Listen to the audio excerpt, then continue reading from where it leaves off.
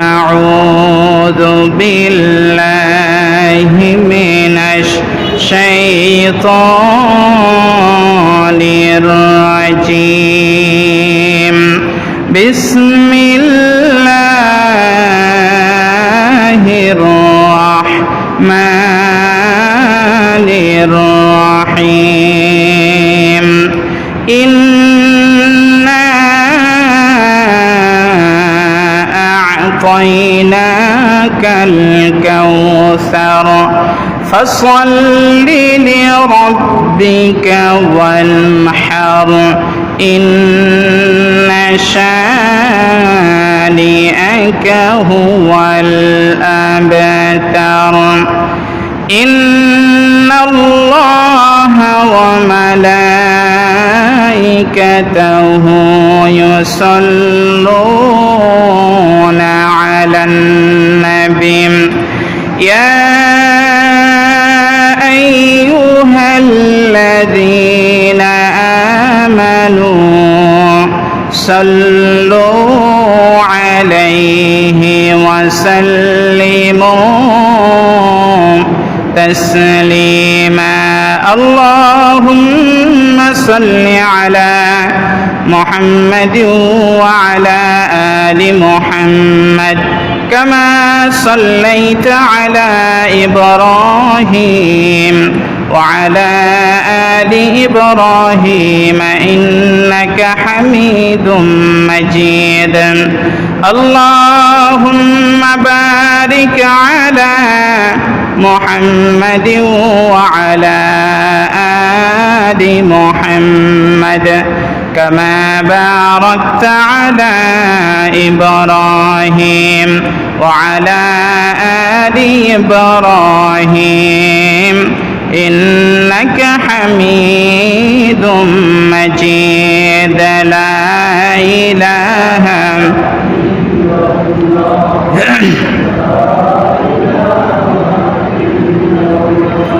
لا إله إلا الله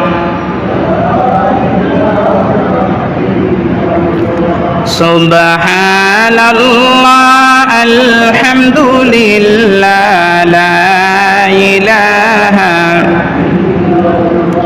سبحان الله الحمد لله لا إله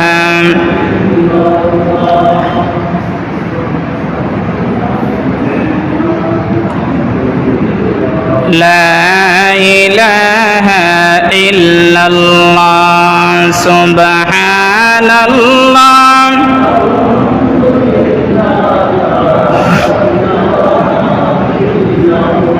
لا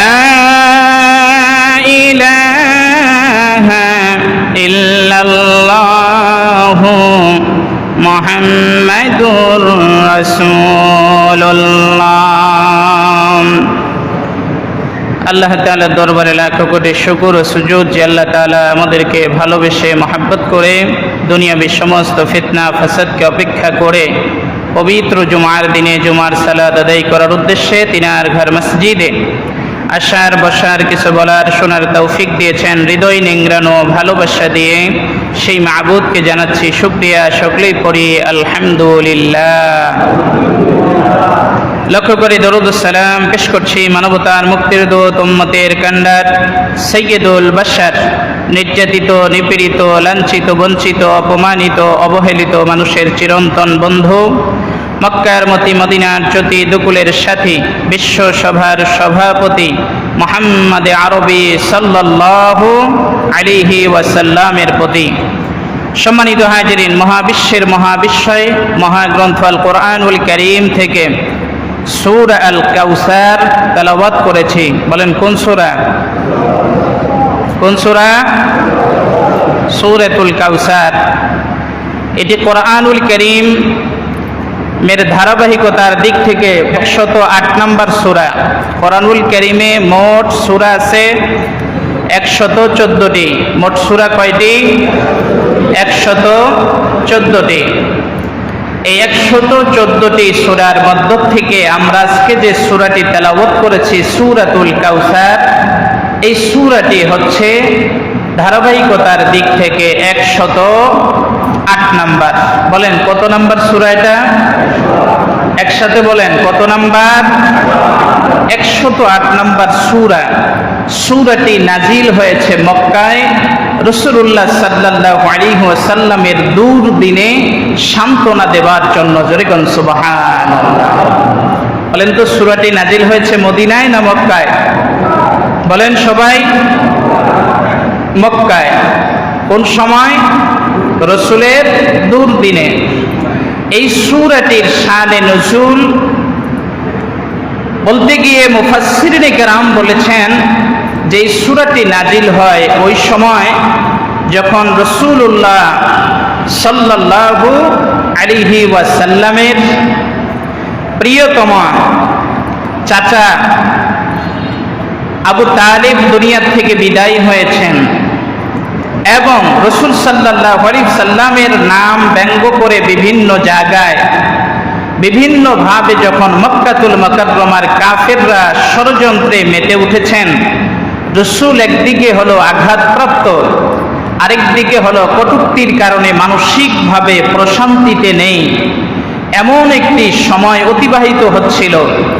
সেই সময় আবার আল্লাহ সুবহানাহু ওয়া তাআলা আল্লাহ রাসূল সাল্লাল্লাহু আলাইহি ওয়াসাল্লামকে ছেলে সন্তান দান করেছেন, সেই ছেলে সন্তানকেও তিনি নিয়ে গেছেন। এই হলো আরেক শোকাহত অবস্থা। এই সময় রাসূল সাল্লাল্লাহু আলাইহি সাল্লামের বিরুদ্ধে প্রোপাগান্ডা ছড়ানো হচ্ছিল যে মুহাম্মদ লেজ কাটা, মুহাম্মদের বংশ বলতে ইসলাম বলতে আর পৃথিবীতে কোনো কিছু থাকবে না। এই যখন হচ্ছিল ষড়যন্ত্র, আল্লাহর হাবিব তখন বলেন তো ব্যথায় ব্যথিত হয়েছিলেন কে হন নাই? ব্যথায় যখন ব্যথিত হয়েছেন তখন আল্লাহ সুবহানাহু ওয়া তাআলা এই 3 আয়াত বিশিষ্ট সূরা আল কাউসার নাজিল করে আল্লাহর হাবিবকে সান্ত্বনা দিয়েছেন। জোরে কোন সুবহানাল্লাহ। তাহলে সূরাটি কি মক্কায় নাজিল হয়েছে না মদিনায় নাজিল হয়েছে? সূরাটি ধারাবাহিকতার দিক থেকে কত নাম্বার সূরা? 108। আয়াত কত? 3টি আয়াত সম্বলিত এই সূরা। রুকু হচ্ছে 1টি। এই সূরায় আল্লাহ সুবহানাহু ওয়া তাআলা তখন আল্লাহর হাবিবকে সান্ত্বনা দিলেন, ইন্না আ'তাইনাকাল কাউসার। জোরে কোন সুবহানাল্লাহ। হাবিব আপনি টেনশন করতেছেন, চিন্তিত হয়েছেন, চিন্তা করার কোনো কারণ নেই। আমি আল্লাহ তাআলা আপনাকে কাউসার দান করলাম। আরো একসাথে বলেন। এই কাউসারের ব্যাখ্যা অনেকগুলি, তন্মধ্যে কয়েকটি ব্যাখ্যা নিয়ে আমরা আজকে আলোচনা করব ইনশাআল্লাহ। তো আল্লাহ তাআলা আল্লাহর হাবিবকে যেহেতু কাফের বেদুইনরা বলছিল যে তার ইসলাম থাকবে না, আল্লাহ তাআলা এই জায়গার ভিতরে কাউসার বলতে আল্লাহ তাআলা এই আয়াতের ব্যাখ্যায় মুফাসসিররা লিখেছেন আল্লাহ তাআলা আল্লাহর হাবিবকে কাউসার মানে এমন অজস্র অগণিত রূহানি সন্তান আপনাকে দান করব, তারা জীবন দিবে তারপরেও তারা ইসলাম ছাড়বে না। জোরে বলেন সুবহানাল্লাহ। এটা হলো একটি ব্যাখ্যা। 2 নাম্বার, কাউসার বলতে হে নবী আপনি পৃথিবীতে থাকবেন না, আপনার কোনো ছেলে সন্তান রাখি নাই, এর মানে এটা ওরা বোঝাতে চায় যে আপনি নির্বংশ, আপনি লেজ কাটা, কিন্তু আসলেই নয়। আপনার সন্তান রাখবো না, কিন্তু রূহানি সন্তানদের ভিতরে এমন যোগ্য আপনার উত্তরসূরি রাখবো যারা আপনার দ্বীন বিজয়ের কথা আপনি যেমন বলেন আপনার সেই উম্মতরাও বলবে। বলেন সুবহানাল্লাহ। এই ব্যাখ্যায় তাফসীর ইবনে কাসীরের ভিতরে লেখা হয়েছে যে এই উম্মত বলতে সেই উম্মতদেরকে, উম্মতের উলামায়ে কেরামদেরকে আল্লাহ তাআলা বুঝিয়েছেন। আর এই জন্য নবীজি বলেছেন আল উলামা ওয়ারাসাতুল আম্বিয়া, সকল নবীদের আওলাদ হচ্ছে, সকল নবীদের ওয়ারিস হচ্ছে উলামায়ে কেরাম। জোরে বলেন সুবহানাল্লাহ। 3 নম্বর ব্যাখ্যা কাউসার, কাউসার মানে হে নবী, যেদিন সবাই অসহায় হয়ে যাবে, নবীরা পর্যন্ত অসহায়ত্ব বরণ করবে হাসরের ময়দানে, সেই দিন সকলের একটাই আওয়াজ হবে, পানি পানি, পিপাসায় কলিজা ছিঁড়ে যায়। সেই দিন আপনাকে আমি নহর নামক এমন পানি কাউসার দান করব, আপনি আপনার উম্মতদেরকে ধরে ধরে সেই পানি পান করাবেন। একসাথে বলেন, আওয়াজ করে বলেন। সেই পানি কি খাইতে মনে চায়? তাহলে এইবার আল্লাহ তাআলা বলছেন, হাবিব আপনার মাধ্যমে এবার আমি দুটি কাজ দিচ্ছি। কাজ কি? আল্লাহ তাআলা বলেন, ফাসাল্লি লিরাব্বিকা ওয়ানহার। তবে নবী, এই কাউসারের পানি যে আপনার উম্মতরা পান করবে, তাদেরকে দুইটি কাজ করতে হবে। এক নাম্বার কাজ হচ্ছে তাদেরকে নামাজ পড়তে হবে, দুই নাম্বার তাদেরকে নাহার মানে কুরবানি করতে হবে। বলেন তো, নবীজির হাতে কাউসারের পানি পান করতে হলে কয়টি কাজ করতে হবে? সবাই বলেন, কয়টি? দুইটি। একটি হলো কি পড়তে হবে? বলেন বলেন, কি পড়তে হবে?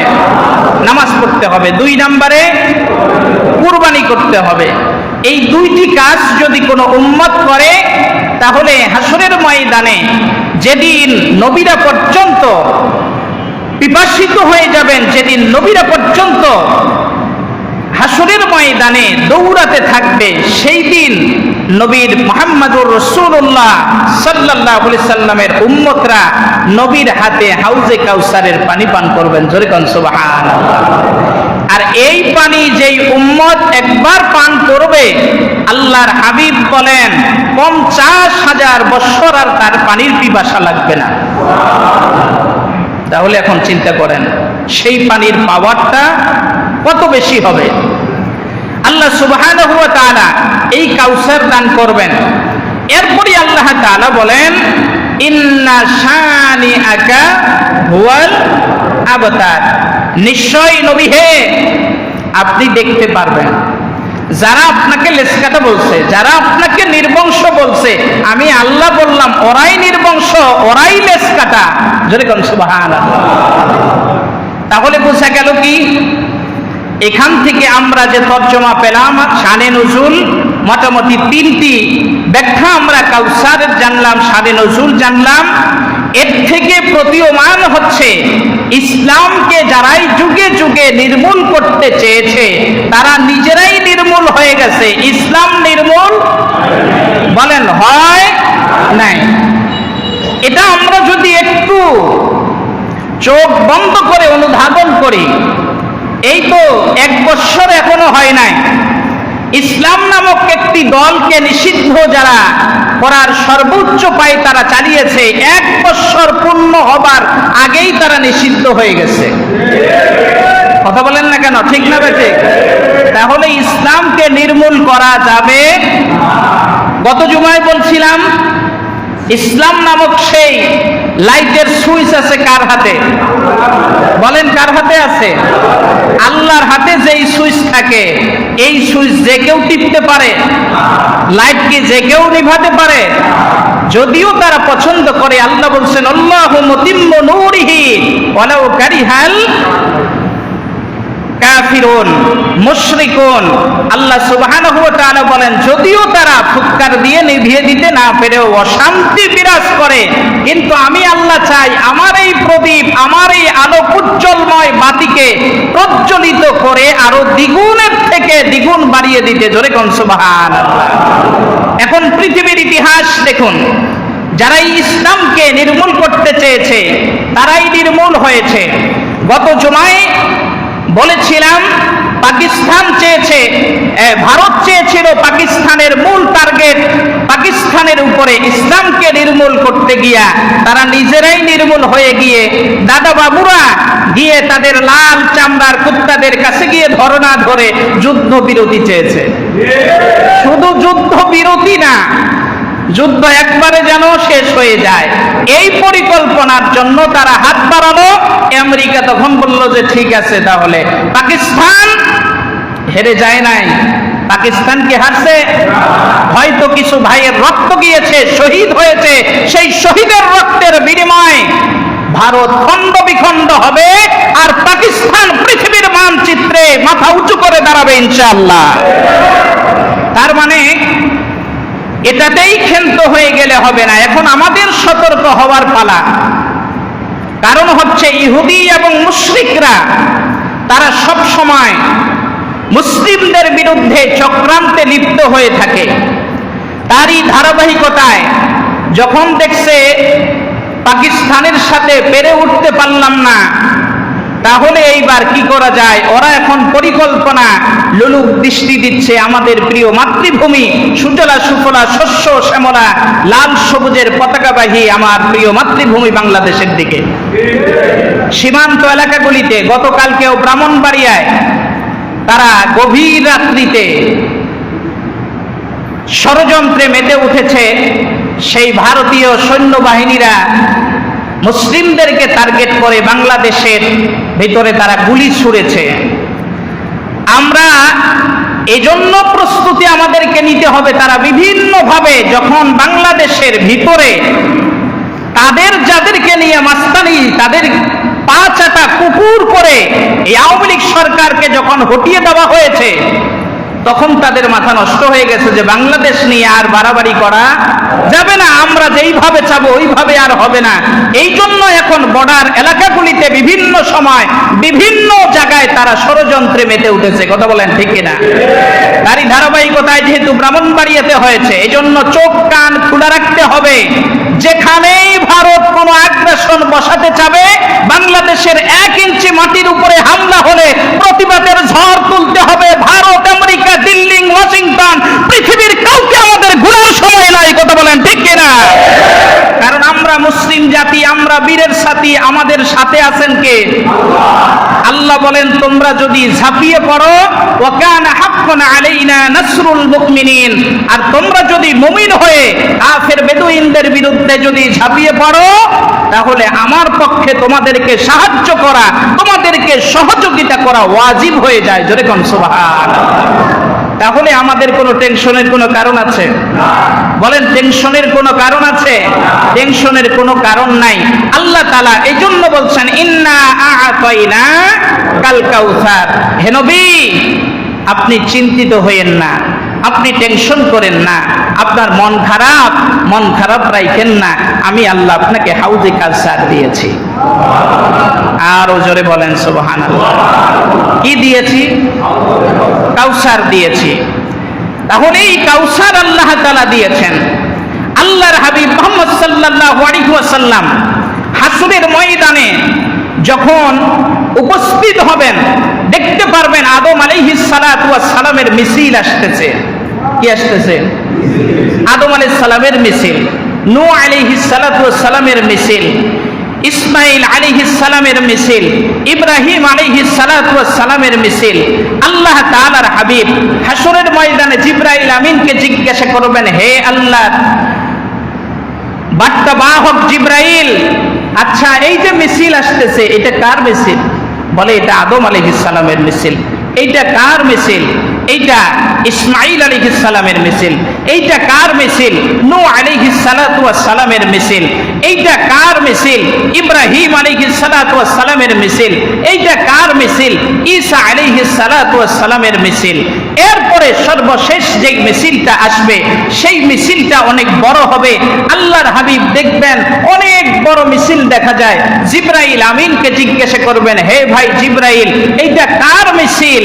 বলে, এইটা হচ্ছে মুসা আলাইহিস সালাতু ওয়াস সালামের মিছিল। জোরে কোন সুবহানাল্লাহ। এত বড় মিছিল?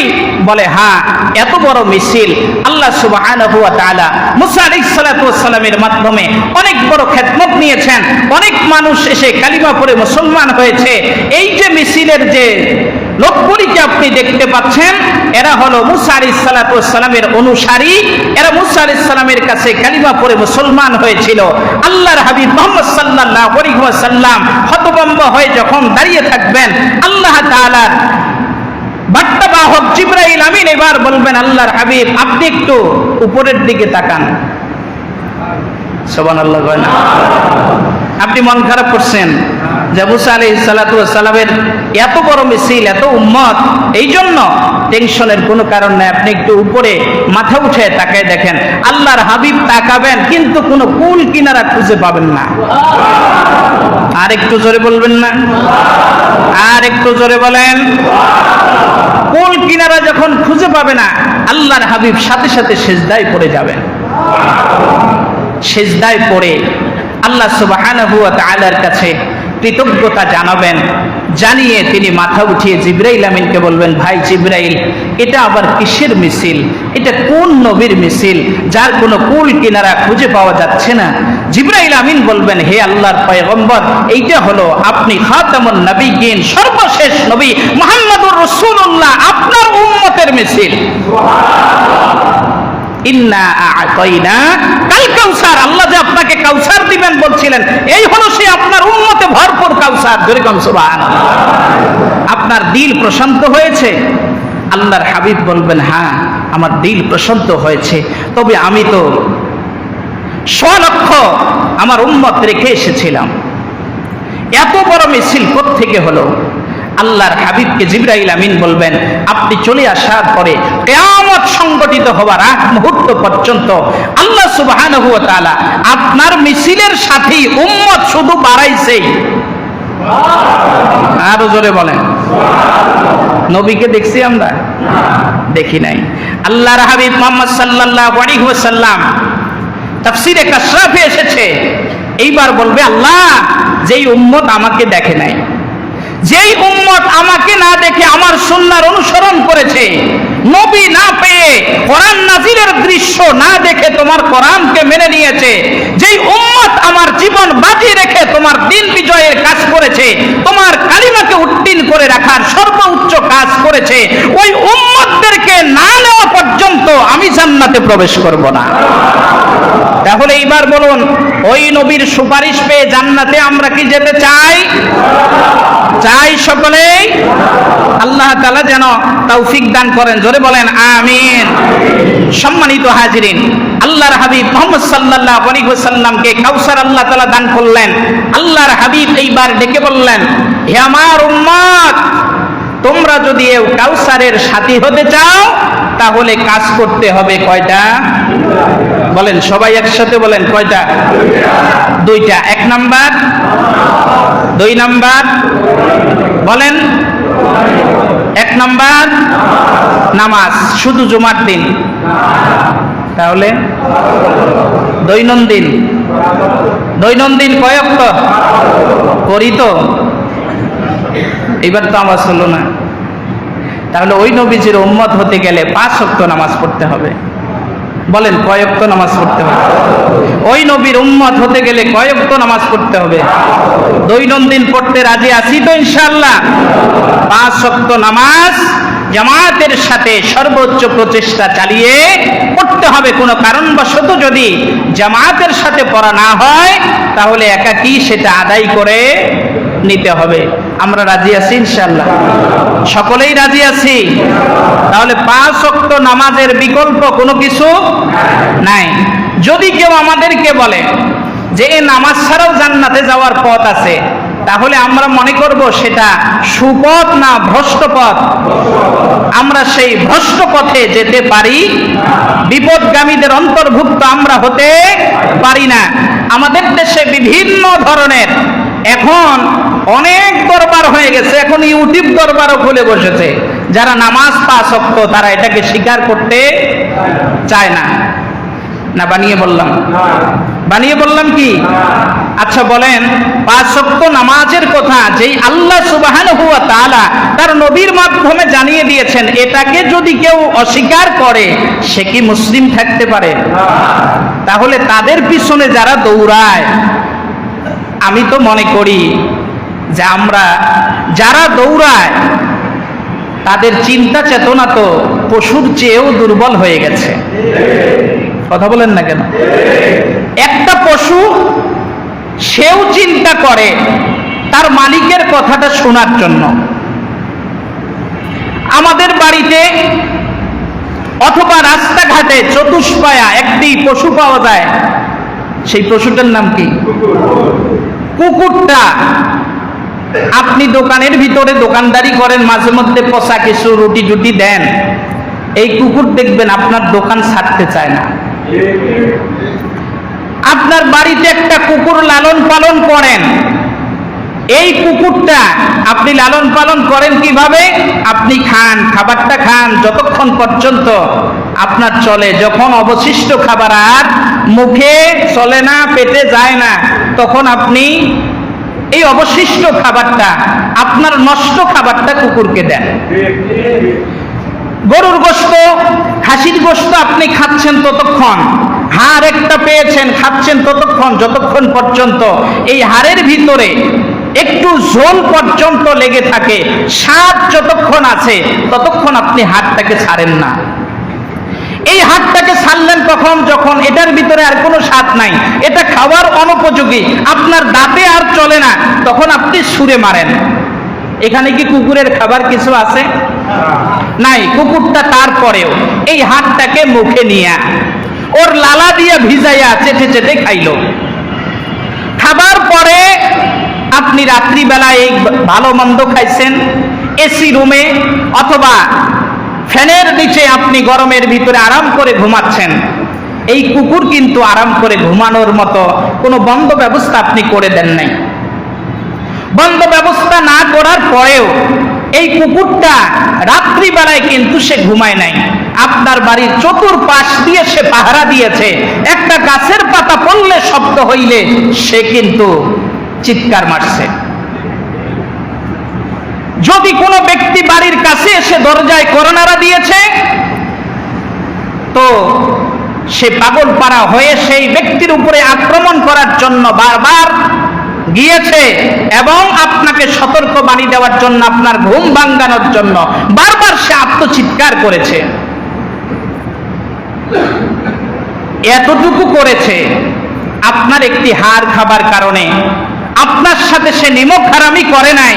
আর আপনি এত আল্লাহর দেওয়া নাজ নেয়ামত, এত ফল ফ্রুট, এত ভাত গোশত পোলাও বিরিয়ানি, এত কিছু খাবার পরে আপনি কিভাবে করে ওই পথভ্রষ্টদের পিছনে দৌড়ান?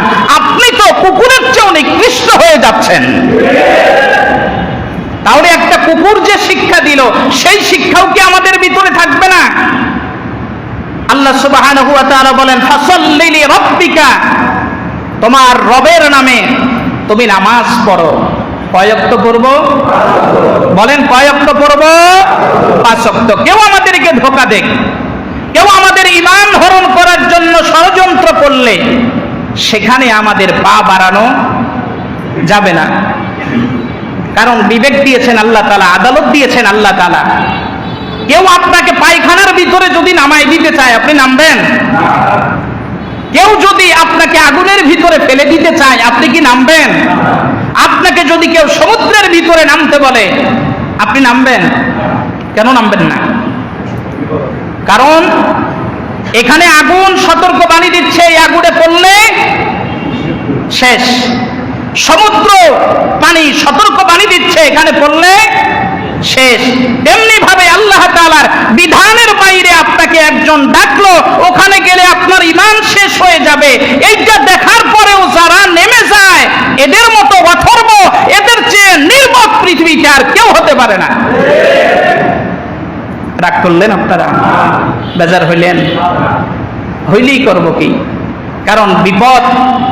আপনি পথ চলছেন, হঠাৎ করে দেখলেন আপনার প্রতিবেশীর সাথে আপনার কয়েকদিন আগে ঝগড়া হয়েছিল, চলতে চলতে দেখলেন একটা পুকুরের পাশে ওই প্রতিবেশী যার সাথে ঝগড়া হয়েছিল কথাবার্তা বলেন না, ওর বাচ্চাটা পুকুরের ঘাটলায় গিয়ে খেলা করতেছে।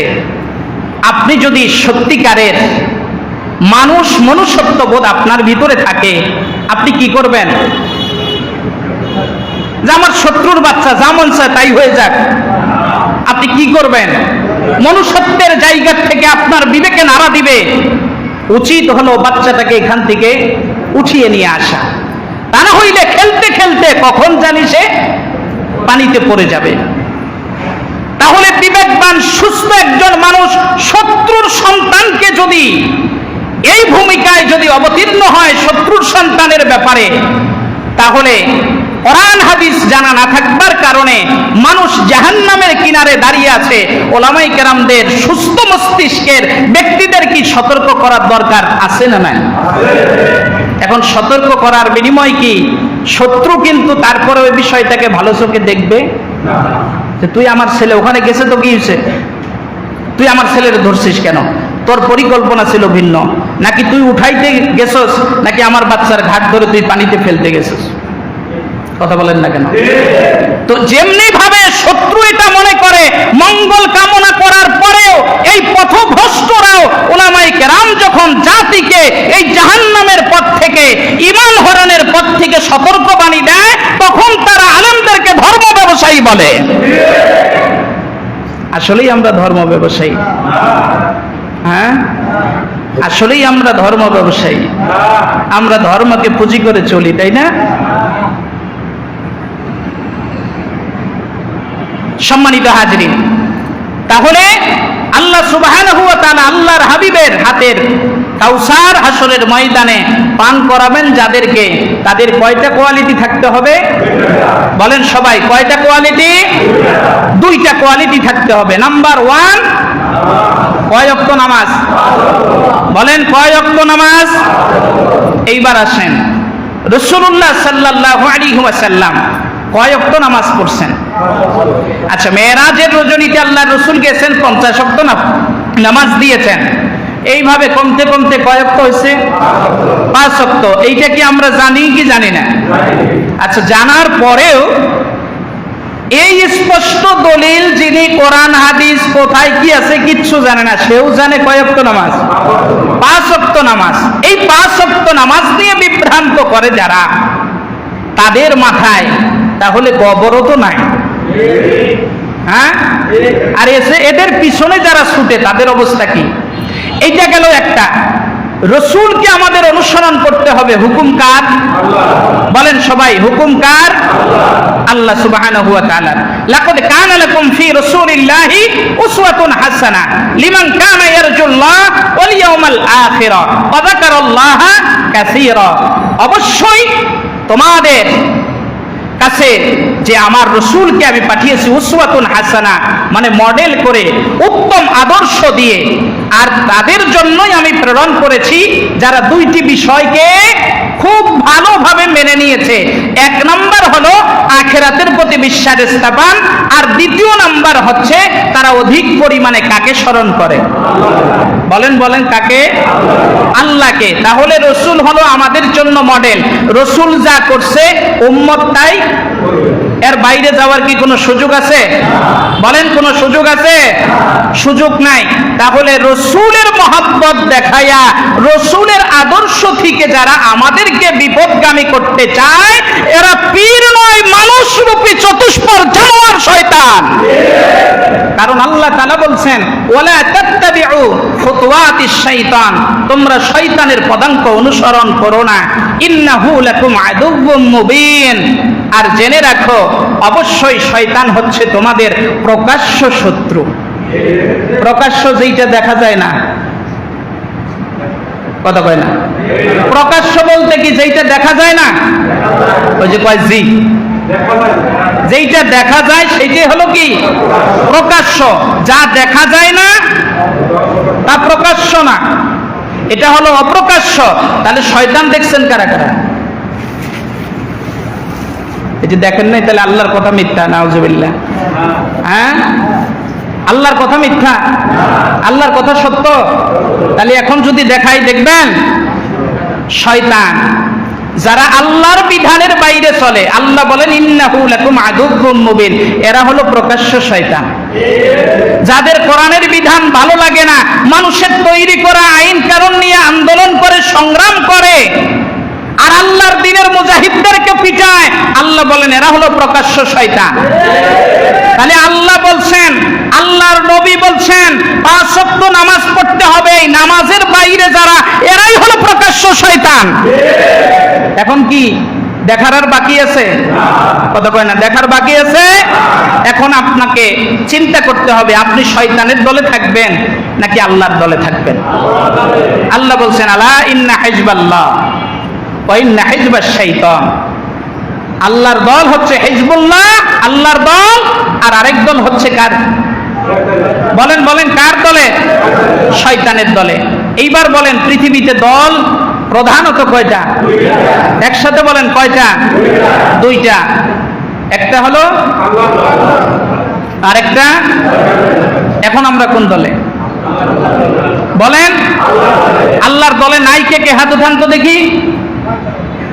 মাশাআল্লাহ। শয়তানের দলে আছেন কে কে? তাও নাই। তাহলে আল্লাহর দলে আছেন কে দেখি? যার হাত সোজা হয় নাই, ভেজাল আছে, কিছু কিছু ভেজাল আছে। হাত নামা।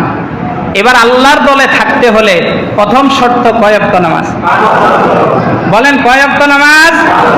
আরো জোরে। 5 ওয়াক্ত নামাজ। এখন আমরা পড়ব। শোনেন, কোন ব্যক্তি আল্লাহর কোন বিধানকে, আল্লাহ যা ফরজ করেছেন, রাসূলুল্লাহ সাল্লাল্লাহু আলাইহি ওয়াসাল্লাম যে আদর্শ দেখিয়েছেন, মনে করেন জোহরের নামাজ কয় রাকাত? বলেন। হাতের দিকে দেখলেও তো বলতে পারেন। আপনারা তো পড়েন, তাহলে বলতে পারেন না কেন? বলেন, কয় ওয়াক্ত? 4 রাকাত নামাজ। এই 4 রাকাত নামাজকে কেউ বিশ্বাস করছে। কি করছে বলেন তো? বিশ্বাস করছে, কিন্তু পড়তে পারে নাই। বিশ্বাস আছে, আমল করে নাই। এর জন্য আল্লাহ তাআলা চাইলে ক্ষমা করে দিতে পারেন। এই মানুষটা কাফের হয়ে যাবে না। কিন্তু কেউ যদি নামাজকে অস্বীকার করে, জোহরের 4 রাকাত নামাজ আমি মানি না, সাথে সাথে অমুসলিম মুশরিক হয়ে যাবে। কথা কি বুঝতে পারছেন? এখন তাহলে বলুন তো, যারা নামাজকে অস্বীকার করে এবং তাদের ভক্তবিন্দুদেরকে এই শিক্ষা দেয়, তারা কি ঈমান চুরি করছে কি করে নাই? আর পৃথিবীতে সবচেয়ে বড় চোরের নাম কি?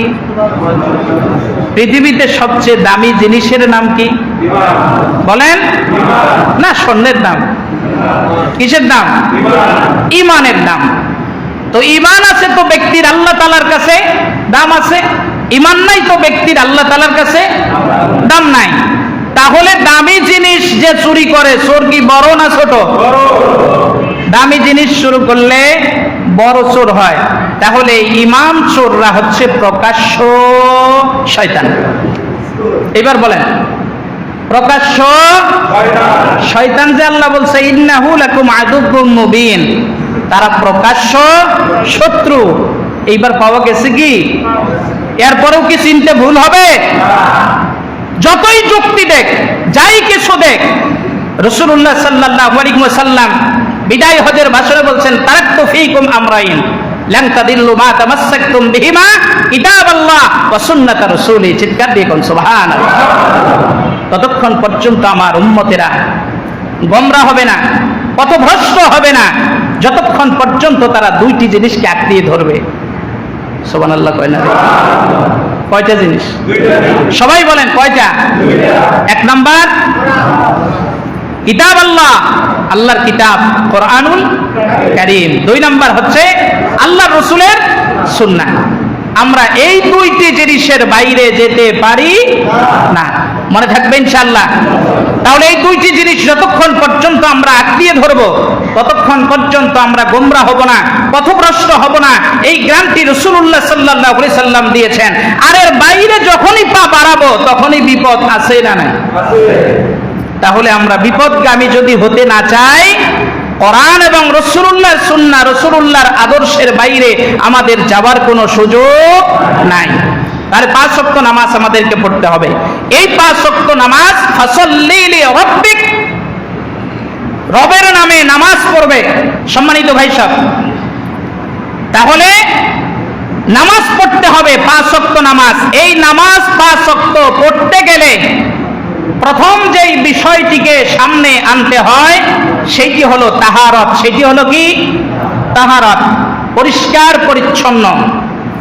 এজন্য নামাজের বাইরে এবং ভিতরে 13 ফরজ রয়েছে। তৎমধ্যে বাইরে কত ফরজ? হয় না তো, দেখি বাহিরে কত ফরজ? যারা জানেন বলেন, বাহিরে কত ফরজ? নামাজের বাহিরে এবং ভিতরে 13 ফরজ। বাইরে কত? ওই যে কইতে চায় না, জানা থাকলে বলেন, না থাকলে বলেন হুজুর আমরা জানি না। 7 ফরজ কি? প্রথম ফরজ হলো কি? পাক, শরীর পাক। এই শরীরের ভিতরে নাপাকি থাকলে নামাজ হবে না। তার পূর্ব শর্ত হচ্ছে এই শরীরে নাপাক হয় কিভাবে, এইটা জানা দরকার। শরীর নাপাক হয় হারামের মাধ্যমে। বলেন কিসের মাধ্যমে? হারামের মাধ্যমে শরীর নাপাক হয়। এখন আমরা যদি হারাম খাই তাহলে শরীর পাক নাকি নাপাক? এই নাপাক শরীরে নামাজ পড়া সুযোগ? প্রথম ফরজে আমরা পাস করলাম না ফেল করলাম? তাহলে হারাম খাবো না। এই শরীরটার জন্য কত যত্ন, কত কিছু করছেন। এই শরীরটাকে কেউ আগুন দিয়ে পুড়িয়ে দেখ, এটা আপনি সহ্য করতে পারবেন? তাহলে যদি না পারেন, আল্লাহ সুবহানাহু ওয়া তাআলার হাবিব বলছেন হারামখোরদের শরীরকে অগ্নিকুণ্ডলী দিয়ে পুড়িয়ে দেওয়া হবে। শুধু পুড়িয়ে দেওয়া হবে না, আবার স্বাভাবিক শরীর করা হবে, আবার পুড়িয়ে দেওয়া হবে, আবার স্বাভাবিক শরীর করা হবে, আবার পুড়িয়ে দেওয়া হবে। এখন চিন্তা করুন তো কিভাবে করে আপনি সহ্য করবেন? তাহলে যদি সেই আগুন সহ্য করার ধারণ ক্ষমতা না থাকে তাহলে হারাম কি আমরা খাবো না। 2 নম্বর শরীর নাপাক হয় কিভাবে? আল্লাহ তাআলা আমাদেরকে একটা বিধান দিয়েছেন, বিবাহ শাদীর বিধান। স্বামী স্ত্রী মিলিত হবার পরে আমাদের আল্লাহ সুবহানাহু ওয়া তাআলার বিধানের ভিতরে একটি, এই হালাল পন্থায়ও শরীর কি হয়? নাপাক হয়। এই নাপাকিটা ভিতরে না বাইরে? বাহিরে। এটা পরিষ্কার পরিচ্ছন্ন করা। 2 নাম্বার কি? পাক। এই যে শরীরের কাপড়গুলি, এগুলো যেন হারাম টাকার না হয়, এগুলাতে যেন নাপাকি লেগে না থাকে। পারবো ইনশাআল্লাহ? এইভাবে করে আমরা তহারতের বিষয়গুলি যদি দেখি, সর্বপ্রথম এসে দাঁড়ায় অজু। সর্বপ্রথম কি দাঁড়ায়? অজুর মাধ্যমে মানুষ কি হয়? পাক পবিত্র হয়। এই অজুর ভিতরে আল্লাহ তাআলা ফরজ রাখছে কয়টা? বলে না? অজুর ফরজ কি কি বলেন তো? কে পারবেন?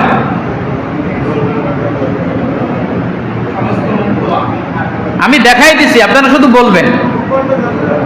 মুখমণ্ডল বলতে কোনটুকু? সমস্ত মুখ বলতে কাকে বুঝায়? এই যে দেখেন, এই চুলের গোড়া এখানে দেখছেন, এখান থেকে নিয়ে এই পর্যন্ত এটা হলো মুখ। এখানের যদি এইটুকের ভিতরে কোনো একটু জায়গা যদি না ভিজে তাহলে অজু হবে না। আমরা কি করি? অজু করতে গিয়ে যত তাড়াহুড়া, নামাজের সময় হয়েছে, দৌড়, কথা কয় না? 2 নাম্বার অজু ফরজ কি? কোন পর্যন্ত? কোনটা? এই পর্যন্ত। এইটুকের ভিতরে কোনো একটু জায়গা যদি না ভিজে তাহলে ওযু হবে না। নাম্বার কোন পর্যন্ত? মাথার কয় ভাগের? 4 ভাগের 1 ভাগ মাসে করা। এখানে আরেকটা বিষয় আছে, এই যে দাড়ির কারণে অনেক সময় এই জায়গাগুলি ভিজে না, এগুলা খুব গুরুত্ব সহকারে খেয়াল করতে হবে। বুঝে আসছে কি? তাড়াহুড়া যখন অজু করবেন তখন এই গোড়াগুলিতে পানি পৌঁছায় না, পানি না পৌঁছালে অজু হবে না। তাহলেই তাহারতের গেল। এরপরে 3 নাম্বার ফরজ কি?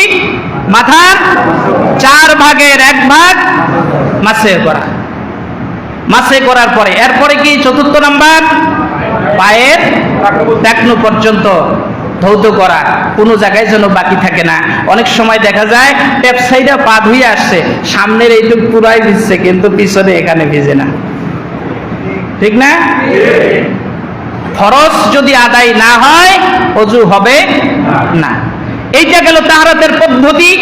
ওযুর মাধ্যমে আল্লাহর রাসূল মুহাম্মদ সাল্লাল্লাহু আলাইহি ওয়াসাল্লাম বলেন যে উম্মত আমার 5 ওয়াক্ত নামাজে 5 বার ওযু করে, আল্লাহ সুবহানাহু ওয়া তাআলা এক ওয়াক্ত থেকে আরেক ওয়াক্তের ওযু পর্যন্ত যত সগীরা গুনাহ তার আমলনামায় ছিল সব মাফ করে দিয়ে দেয়।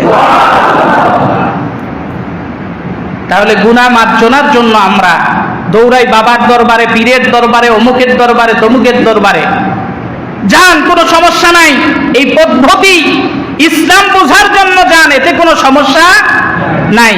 কিন্তু যদি বাবার দরবারে ঢোল বাজানি শেখার জন্য আর ঢোলের বাড়ির জন্য যান, তাহলে আপনি হিন্দুত্ববাদ গ্রহণ করেছেন। কারণ ঢোলের সাথে ইসলামের কোনো সম্পর্ক, নাচানাচির সাথে ইসলামের কোনো সম্পর্ক নাই। এমন বাবার দরবারে মানুষ যায় যে বাবাও না পাক, মুরিদের কি অবস্থা হবে? বাবা এক ওয়াক্ত নামাজ পড়ে না, গাঞ্জা খাইতে ভুল করে না, মুরিদদের সামনে বিড়ি খায়, আর মুরিদদেরকে এটা মানে মুখে বলা দরকার নাই, বাবাই খায়, তাহলে এটা খাইলে মনে হয় সওয়াব হয়। কথা বলে না কেন? অনেক সময় মানুষ ইমামকে ফলো করে কেন? ইমাম যেইভাবে রুকু করে এইভাবে করলে ঠিক আছে, ইমাম যেইভাবে চলাফেরা করে এইভাবে করলে ঠিক আছে, এই জন্য ফলো করে। তো পীর সাহেবকে মানুষ কিসের জন্য ফলো করে? পীর সাহেব যা করে তা বৈধ, কথা কয় না? পীর সাহেব যা করে তা বৈধ, পীর সাহেব যা করে মুরিদরা অনুকরণ করে। পীর সাহেব যদি সিগারেট খায় তাহলে মুরিদ তো গাঞ্জা খাওয়া, এটা অস্বাভাবিকের কিছু না। তাহলে এগুলোর সাথে ইসলামের কোনো সম্পর্ক সম্পর্ক পীর সাহেব যদি এখন ঢোল ডুগরি বাজায়, তাহলে মুরিদ তো পরিমণি আর যত মণি আছে এদের নাচ গান দেখবেই, এটা তো অস্বাভাবিক কিছু না। কথা কয় না? দেখ, তারপরে জিকিরের নামে ফাজলামি তো আছে, জিকিরের নামে ফাজলামি আছে। আরেকটা গুরুত্বপূর্ণ বিষয় এখন বলবো, সেটি হলো একটি বদ অভ্যাস আমাদেরকে ছাড়তে হবে। যারা নামাজ পড়ে, 5 ওয়াক্ত পড়ে, এদের ভিতরে বদ অভ্যাস, আমি কি বলবো? সেই বদ অভ্যাস হইল মসজিদে আসলেই তাড়াহুড়া শুরু হয়, মসজিদে আসলেই ঘড়ি দেখা শুরু করে। যে ইমাম সাহেব আসসালামু আলাইকুম ওয়া রাহমাতুল্লাহ, আসসালামু আলাইকুম ওয়া রাহমাতুল্লাহ, ফাল দিয়া কার আগে কে যাইতে পারে আর চার দোকানে বসে আড্ডা মারতে পারে, এটা ভালো অভ্যাস না। মুনাফিকরা মসজিদে আসলে ছটফট করে। আল্লাহর রাসূল বলছেন মুনাফিকরা মসজিদে আসলে ছটফট করে, তাড়াহুড়া করে। আমাদের হয়তো জানা না থাকবার কারণে আমরা এই কাজগুলি করি। কথা কয় না? এই কাজগুলি করা যাবে না। মসজিদ হলো এখানে আত্মার খোরাক আসে, গুনাহ মার্জনা হয়। যখন মসজিদে দেখবেন আপনার থাকতে মনে চায় না, বুঝবেন আপনার অন্তঃকলের ভিতরে ঝামেলা ঢুকে গেছে। মসজিদে আসলে যখন আপনার ভালো লাগে, বুঝবেন আপনার অন্তঃকলের ভিতরে আল্লাহর রহমত বর্ষিত হচ্ছে। আমরা কি রহমত প্রাপ্ত হতে চাই? চাই কি সবাই? রাগ করলেন মনে হয়? হুজুর আমরা কষ্ট করে 5 ওয়াক্ত নামাজ পড়ি, আমাদেরও বদ অভ্যাস করলেন? হ্যাঁ, আল্লাহ রাসূল সাল্লাল্লাহু আলাইহি ওয়াসাল্লামের এখানে কিছু আদর্শিক বিষয় আছে। একটা বিষয় নিয়ে আমাদের খুব বাড়াবাড়ি হয়, সেইটা হলো ইমাম সাহেব আসসালামু আলাইকুম ওয়া রাহমাতুল্লাহ, আসসালামু আলাইকুম ওয়া রাহমাতুল্লাহ কইয়া কেন হাত উঠাইলো না আর কেন দোয়া করলো না? হুজুর হয় আহলে হাদিস হইছে না হয় খারেজি হয়ে গেছে। কথা কয় না? হাত উঠাই নাই, দোয়া করে নাই, তার মানে বিশাল একটা ভুল করছে, উনি ইমামের যোগ্য না। কিন্তু বিষয়টা তো এটা না। আল্লাহ রাসূল সাল্লাল্লাহু আলাইহি ওয়াসাল্লাম শিক্ষা দিয়েছেন, জাহান্নাম থেকে যদি বাঁচতে চাও প্রতি 5 ওয়াক্ত ফরজ নামাজের পরে তোমরা বিসমিল্লাহির রহমানির রহিম 19 বার তেলাওয়াত করো। করেন? হুজুর করি না, সময় পাই না। চার দোকানে বসে গল্প আড্ডা, সেটা আমরা পারি, কিন্তু জাহান্নাম থেকে বাঁচার জন্য বিসমিল্লাহির রহমানির রহিম 19 বার আমরা পড়তে পারি না। কারা কারা পড়বেন আজকে ফরজ নামাজের পরে? কয়বার বলেন? কয়বার? 19 বার। জাহান্নামকে পাহারা দেয় 19 জন বীরশ্রেষ্ঠ ফেরেশতা। রাসূলুল্লাহ বলেন যে বিসমিল্লাহির রহমানির রহিম পরে তাকে কি করবেন? আল্লাহ তাআলা ওই ফেরেশতার আযাব গজব থেকে হেফাজত করবেন। এবার আসেন হাউজে কাউসার। আল্লাহর হাবিব যখন বললেন সাহাবীদেরকে যে ও আমার সাহাবীরা, আল্লাহ তাআলা আমাকে হাউজে কাউসার দান করেছেন, হাসরের ময়দানে পিপাসায় অতিষ্ঠ হয়ে যাবে যখন আমার উম্মতেরা, তাদেরকে আমি পান করাবো। আল্লাহর হাবিবকে সাহাবীরা জিজ্ঞাসা করলেন, ইয়া রাসূলুল্লাহ, কোন আমলের বিনিময় এই হাউজে কাউসারের পানি পাবো আমরা? এক পেয়ালা খেতে পারবো? আল্লাহর হাবিব বলেন যে উম্মত আমার 5 ওয়াক্ত নামাজের পরে বিসমিল্লাহির রহমানির রহিম, আল্লাহর এই গুণবাচক 3টি নাম বারবার 19 বার পড়বে এবং সদা সর্বদাই আমল করবে, আর আল্লাহর হুকুম 5 ওয়াক্ত নামাজ আর অর্থ থাকলে কুরবানি যে করবে তাকেই আমি হাসরের ময়দানে খুঁজে বের করে পানি পান করায় দিয়ে দেব। তাহলে পড়বেন নাম্বার 2 নাম্বার, হাদিসে পাকে এসেছে রাসূলুল্লাহ সাল্লাল্লাহু আলাইহি ওয়াসাল্লাম আরেকটি আমল করতেন, সেইটি ছিল ফরজ নামাজের পরে নবীজি সাল্লাল্লাহু আলাইহি ওয়াসাল্লাম পড়েন সুবহানাল্লাহ। বলেন 3 তাসবিহ যেটাকে বলা হয়, সুবহানাল্লাহ 33 বার, আলহামদুলিল্লাহ 33 বার, আল্লাহু আকবার 34 বার। এই তাসবিহ যে 5 ওয়াক্ত নামাজের পরে, ফরজ নামাজের পরে পড়বে, আল্লাহর হাবিব মুহাম্মদ সাল্লাল্লাহু আলাইহি সাল্লাম বলেন পাহাড় সম পরিমাণ যদি তার আমলনামায় গুনাহ থাকে এবং সাগরের ওই ফেনা রাশি সম পরিমাণ যদি তার আমলনামায় গুনাহ থাকে, আল্লাহ তাআলা তার জীবনের গুনাহ মাফ করে দিয়ে দেবে। পড়ি আমরা? পড়েন? আজকের থেকে শুরু করতে হবে। সবাই রাজি? পড়বেন? কারা কারা দেখি লিল্লাহে তাকবীর, হাত নামান। এরপরে আরো অনেকগুলি আমল আছে। ন্যূনতম বিসমিল্লাহির রহমানির রহিম কয়বার? বলেন সুবহানাল্লাহ, আলহামদুলিল্লাহ, আল্লাহু আকবার, এই 3 তাসবিহ সহ বিসমিল্লাহির রহমানির রহিম, এই 2টা আমল আমরা করব ইনশাআল্লাহ। পারবো তো? নাকি সালাম ফিরাইলেই তার আগে কে উঠতে পারে? এগুলা পড়ার পরে যদি আপনার সময় থাকে তাহলে আপনি এবার হাত তুলে দোয়া করবেন, না শুয়ে দোয়া করবেন, না দাঁড়ায় দোয়া করবেন, কোনো সমস্যা নেই। খারাপ লাগলো? হ্যাঁ, হাত তুলে দোয়া করতে হবে। 5 ওয়াক্ত নামাজের পরেই এরকম বাধ্যবাধকতা ইসলামী শরীয়তে নাই, কিন্তু রাসূলুল্লাহ এই আমলগুলি করছেন, একদিনও ছাড়ে নাই। সুবহানাল্লাহ কয় না? সেই আমলের খবর নাই, আর যেটার ভিত্তি ইসলামে নাই ওইটার জন্য ছাড়াছাড়ি নাই। আমরা কয়টা জিনিস মানব? কোরআন, সুন্নাহ। রাসূল সাল্লাল্লাহু আলাইহি সাল্লাম মাঝে মধ্যে দোয়া করছেন, আমরাও মাঝে মধ্যে কি করব? দোয়া করব। রাসূল সাল্লাল্লাহু আলাইহি সাল্লাম সব সময় আমলগুলি করছেন, সাহাবীরা করছেন, তাবেঈরা করছেন, আমরা করব। এরপরে আরেকটা আমল হলো আয়াতুল কুরসি। আয়াতুল কুরসি এটা পড়ব ইনশাআল্লাহ। আল্লাহর হাবিব মুহাম্মদ সাল্লাল্লাহু আলাইহি ওয়াসাল্লাম বলেন 5 ওয়াক্ত নামাজের পরে যদি কেউ এই আয়াতুল কুরসি তেলাওয়াত করে তাহলে তার জান্নাতে যাওয়ার মধ্যে শুধু বাধা হয়ে দাঁড়ায় মৃত্যু।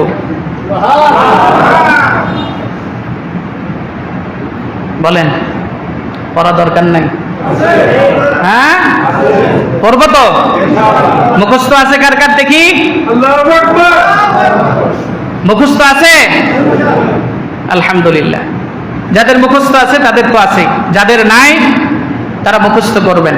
বাড়ির থেকে যখন বের হবেন আয়াতুল কুরসি তেলাওয়াত করে ফু দিবেন। ফু দিয়ে বের হয়ে যাবেন। আল্লাহ তাআলা দুনিয়ার যাবতীয় অঘটন থেকে আপনাকে হেফাজত করার জন্য 2 জন ফেরেশতা নিযুক্ত করে দিবেন। আয়াতুল কুরসি পড়ে যখন শুবেন, শোয়ার সময় আয়াতুল কুরসি পড়ে দরজার দিকে ফু দিবেন, বুকে ফু দিবেন। আপনার ঘরে ওই রাত্রে চোর ঢুকবে না। জোরে কয় না সুবহানাল্লাহ? পারবো না ইনশাআল্লাহ? শিখার দরকার নাই? কার কার আছে দেখি লিল্লাহি তাকবীর। শিখবেন। যারা জানেন সহি আছে কিনা, কোন হাফেজ কোরআন, তালিবুল ইলম, মসজিদের ইমাম, মুয়াজ্জিন, খতিব তাদেরকে শোনাবেন। আর যারা মুখস্থ করতে পারেন নাই, মুখস্থ করার জন্য যেই পদ্ধতি অবলম্বন করলে মুখস্থ হয় সেই পদ্ধতি অবলম্বন করে যার কাছে গেলে মুখস্থ করা যায় তার কাছে গিয়ে মুখস্থ করে নেবেন ইনশাআল্লাহ। আল্লাহ সুবহানাহু ওয়া তাআলা আমাদের সেই তৌফিক দান করুন। নাম্বার 2, 2 নাম্বার হচ্ছে ওয়ানহার, কুরবানি। কুরবানির কয়টি অর্থ, এই ব্যাখ্যা বিশ্লেষণ নিয়ে আগামী জুমায় ইনশাআল্লাহ আলোচনা হবে। আল্লাহ তাআলা আমাদের সকলকে তৌফিক দান করুন। ওয়া আখিরু দাওয়ানা আলহামদুলিল্লাহি রাব্বিল আলামিন।